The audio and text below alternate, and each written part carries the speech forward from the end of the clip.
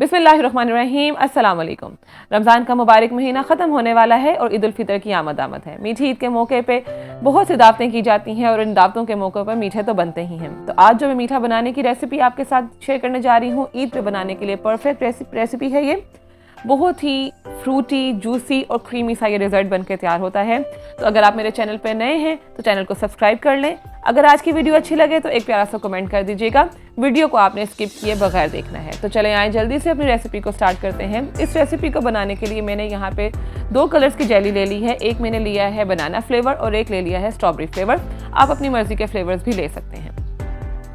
इन jellies को बनाने के लिए मैंने पूरा पैकेट लिया है और इस पूरे पैकेट में मैं 200 ml पानी डालूंगी, यानी कि 1 कप से कम, पौना कप तकरीबन पानी इसमें जाएगा।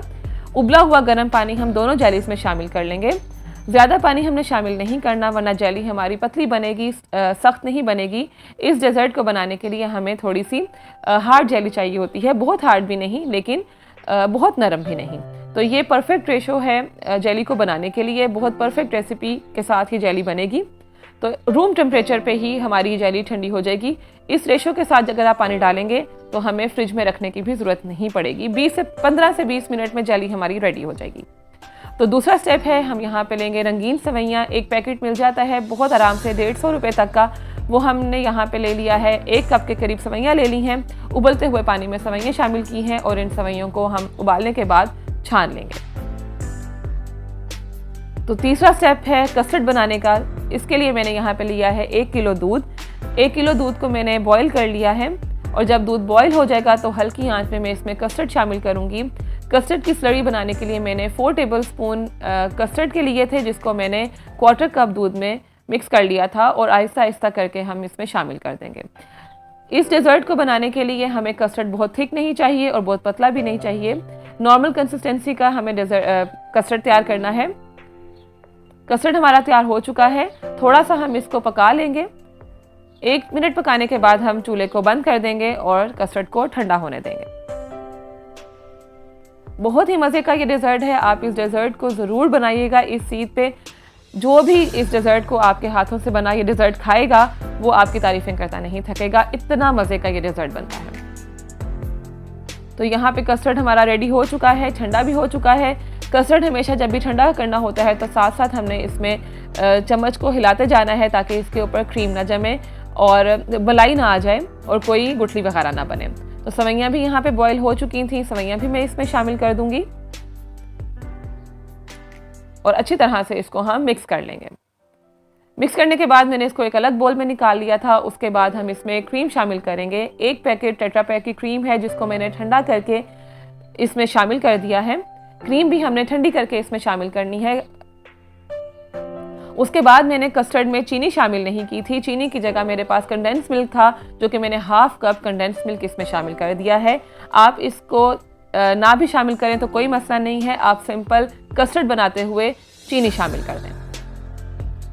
तो मेरे पास कंडेंस मिल्क पड़ा हुआ था जो कि मैंने इस्तेमाल कर लिया। कंडेंस मिल्क से भी इसका टेस्ट बहुत अच्छा हो जाता है, लेकिन अगर ना हो तो कोई ज़रूरी नहीं है कि आपने इसमें कंडेंस मिल्क शामिल करना है। अच्छी तरह से मिक्स कर लेने के बाद हम इसमें बाकी की चीज़ें शामिल करेंगे, जिसमें सबसे पहले मैंने यहाँ पे 2 बनाना स्लाइस शामिल कर दिए हैं और बारीक क्यूब्स में कटा हुआ 1 एप्पल शामिल कर दिया है। फ्रूट्स आप अपनी मर्ज़ी के भी शामिल कर सकते हैं। बस आपने रेशो का ख्याल रखना है कि रेशो बराबर की हो। ये ना हो कि बहुत ज़्यादा आप फ्रूट शामिल कर दें।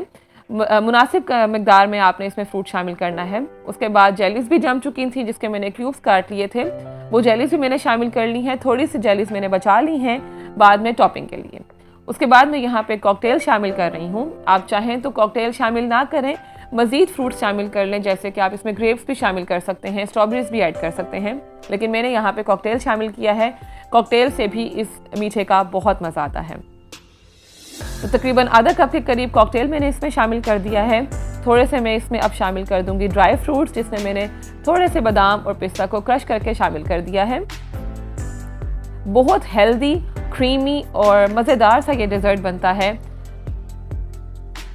आप ईद के मौके पे होने वाली दावतों में भी इसको बना सकते हैं और ईद पे सबसे पहले जो मीठा खा के जाते हैं उस टाइम पे भी आप बना सकते हैं। सब लोग आपकी बहुत तारीफ़ करेंगे। इतना मज़े का ये डेज़र्ट बन के तैयार होता है।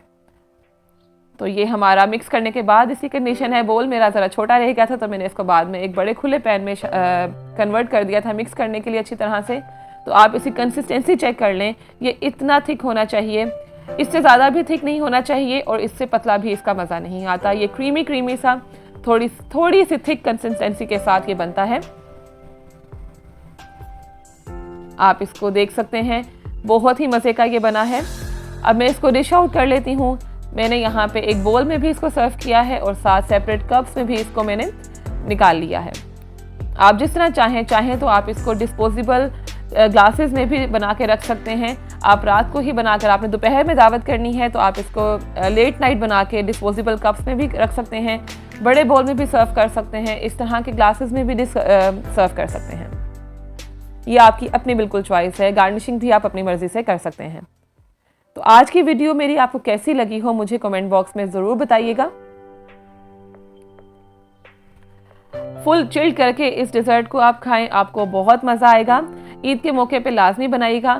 آپ کے گھر والے جو بھی مہمان اس کو کھائیں گے, یقین کریں کہ وہ آپ کی تعریفیں کرتے ہوئے نہیں تھکیں گے. اتنا مزے کا یہ ڈیزرٹ تیار ہوتا ہے.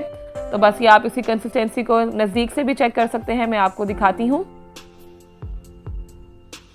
مجھے امید ہے کہ آج کی ویڈیو آپ کو اچھی لگی ہوگی. چینل پہ نئے ہوں تو چینل کو سبسکرائب ضرور کیجیے گا, ایک پیارا سا کمنٹ بھی کر دیجیے گا اور ساتھ ہی ویڈیو کو لائک اینڈ شیئر بھی کر دیجیے گا. آخری اشرا رحمتوں برکتوں والا شروع ہو چکا ہے. اپنے لیے جب دعا مانگیں تو ہمارے لیے بھی ضرور مانگے گا. ملتے ہیں اگلی بہت ہی مزیدار سی ریسیپی کے ساتھ. تب تک کے لیے اللہ حافظ.